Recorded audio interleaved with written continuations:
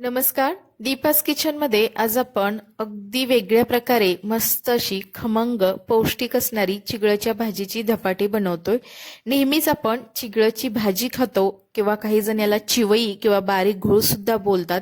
तर आज आपण याचीच खमंग असणारी मस्त थालीपीठ किंवा धपाटे बनवतोय. चला तर मग वेळ न घालवता आपण रेसिपीला सुरुवात करूयात. इथे मी धपाटे बनवण्यासाठी ही चिगळाची भाजी घेतलेली आहे. तर इथे तुम्ही बघू शकता या भाजीची पानं अगदी बारीक बारीक असतात. तर काही भागामध्ये याला बारीक घोळची भाजी किंवा चिवईची भाजी किंवा काही भागामध्ये याला चिगळ सुद्धा बोललं जातं. तर याच्या अशा सर्व मी ज्या मुळ्या असतात त्या काढून स्वच्छ अशी व्यवस्थित अशी भाजी ही निवडून घेतलेली आहे. तर आता आपण ही भाजी 2 ते 3 वेळा पाण्याने स्वच्छ अशी धुवून घेणार आहोत. इथं बघू शकता तुम्ही स्वच्छ अशी मी याला धुवून घेतलेलं आहे. आता आपण याला बारीक असं चिरून घेणार आहोत, कारण आज आपण याची मस्त अशी धपाटे बनवतोय. तर ही भाजी अगदी पौष्टिक आहे, कारण अगदी नैसर्गिकरित्या ही रानामध्ये किंवा माळरानावरती ही उगवली जाते, म्हणून याला एक रानभाजी म्हणून सुद्धा ओळखलं जातं. त्यामुळे अनेक पोषण मूल्यांनी परिपूर्ण असणारी ही चिगळाची भाजी जी मस्त अशी आपण आज धपाटे बनवणार आहोत. इथं बघू शकता याला बारीक असं चिरून घेतलेलं आहे. तर अगदी याच पद्धतीने ही सर्व भाजी मी बारीक अशी चिरून घेतलेली आहे. तर आता धपाट्यासाठी आपण एक वाटण बनवूयात. त्यासाठी मी 8 ते 10 हिरव्या मिरच्या तसेच 10 ते 12 लसूण पाकळ्या घेतलेल्या आहेत.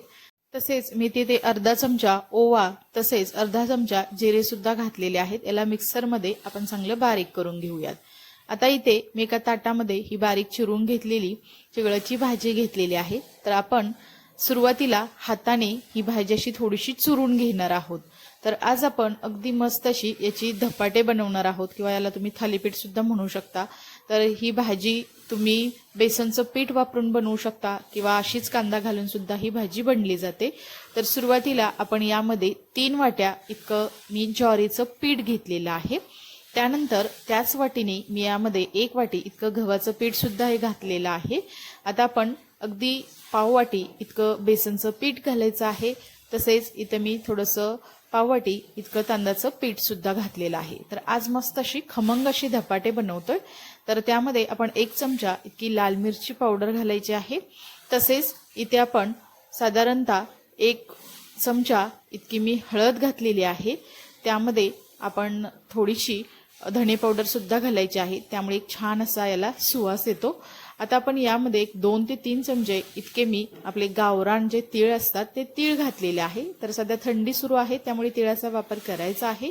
आणि धपाटे सुद्धा अगदी खमंग अशी बनले जातात. चवीनुसार मीठ घालायचं आहे. आणि त्यानंतर आपण हे धपाट्यासाठी बनवून घेतलेलं वाटण जे आहे ते घालायचं आहे. यामध्ये आपण हिरवी मिरची, लसूण, ओवा आणि जिरे हे घालून हे वाटण बनवलेलं आहे. आता याला व्यवस्थित असं पिठामध्ये आपण मिक्स करून घेऊयात. या अगोदर सुद्धा आपण आपल्या चॅनेलवरती या चिगळाच्या भाजीची रेसिपी टाकलेली आहे. त्याची मस्त अशी भाजी आपण अगोदर सुद्धा दाखवलेली आहे. त्याची लिंक मी डिस्क्रिप्शन बॉक्समध्ये तुम्हाला दिलेली आहे. तिथे जाऊन तुम्ही ती सुद्धा रेसिपी पाहू शकता. आता आपण यामध्ये अगदी थोडं थोडं पाणी घालत हे धपाट्यासाठी लागणारं पीठ आपण अगदी घट्टसर असं मळून घेणार आहोत. तर सुरुवातीला मी थोडंसं कोथिंबीर घालायची विसरले, त्यामुळे मी वरून आता थोडीशी बारीक चिरून घेतलेली भरपूर अशी कोथिंबीर सुद्धा घातलेली आहे. त्यामुळे अगदी चविष्ट असे ही धपाटे बनले जातात. तर इथे एक गोष्ट तुम्हाला सांगायची आहे, यामध्ये तुम्ही बारीक असा चिरून कांदा सुद्धा घालू शकता, परंतु मी आज इथे कांद्याचा काही वापर केलेला नाही. तर मी आज कांदा न वापरता मस्त अशी ह्याची धपाटे बनवणार आहे. तर आवडत असल्यास तुम्ही यामध्ये कांदा सुद्धा घालू शकता.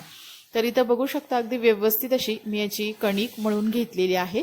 तर धपाट्याची कणिक जास्त भिजण्याची गरज नाही. आपण याला लगेचच याची धपाटे करून घेणार आहोत, कारण यामध्ये आपण ज्वारीच्या पिठाचा वापर केला आहे, त्यामुळे ते पीठ पातळ होतं. तर धपाटे बनवण्यासाठी मी ते एक कॉटनचं कापड घेतलेलं आहे. ते पाण्यामध्ये असं ओलं करून घ्यायचं आहे आणि त्यावरती सुद्धा आपण थोडंसं पाणी लावून घ्यायचं आहे.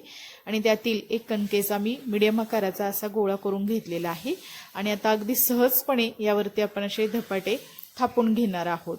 तर या अगोदर सुद्धा मी धपाट्याची सुद्धा रेसिपी तुमच्यासोबत शेअर केलेली आहे, परंतु आज आपण इथे चिगळाची भाजी वापरून मस्त खमंग आणि अगदी पौष्टिक अशी ही धपाटे बनवत आहोत. इथे तुम्ही बघू शकता मी हे धपाटं अगदी व्यवस्थित असं सर्व बाजूने एकसारखं असं याला थापून घेतलेलं आहे. तर आता आपण याला मध्ये असं थोडंसं होल करून घेणार आहोत आणि वरून थोडंसं आपण यावरती तेल सुद्धा लावायचं आहे. तर इथं बघू शकता मी थोडंसं यावरती वरून असं थोडं तेल लावलेलं आहे. आता आपण हे धपाटे मस्त असं खमंग तव्यावरती आपण भाजून घेणार आहोत. त्यासाठी इकडे मी गॅसवरती एक पॅन गरम करायला ठेवलेला आहे. तर त्याला आपण थोडंसं सुरुवातीला हलकंसं तेल लावून घेणार आहोत. तर इथे हा आपला तवा सुद्धा व्यवस्थित असा गरम झालेला आहे. आता यामध्ये आपण हे धपाटे जे आहे ते आपण यावरती टाकूयात. तर इथं बघू शकता अगदी सहजपणे ते निघालेले आहे. अजिबात कपड्याला चिटकलेलं नाही आणि वरून थोडंसं आपण थोडं तेल लावायचं आहे आणि अगदी मीडियम गॅसवरती आपण हे दोन्ही बाजूनी अगदी खरपूस होईपर्यंत हे धपाटे आपण भाजून घेणार आहोत. विशेष म्हणजे तुम्ही चिकळाच्या भाजीचे अनेक वेगवेगळे प्रकार करू शकता. तर याचे मस्त असे छोटे छोटे कटलेट सुद्धा करता येतात.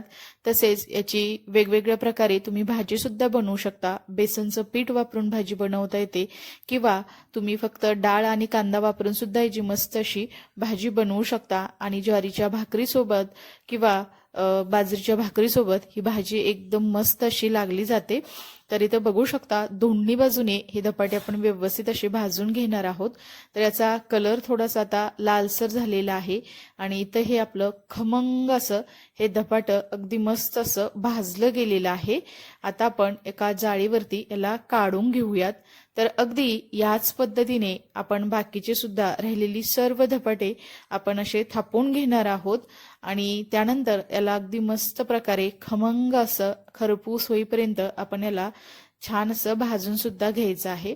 साधारणतः या पिठामध्ये 15 ते 20 धपाटे माझे बनवून झालेले आहेत. तुम्ही नाश्त्यासाठी किंवा संध्याकाळच्या जेवणासाठी ही खमंग पौष्टिक असणारी चिगळीच्या भाजीची हे धपाटे अगदी इन्स्टंट बनली जातात.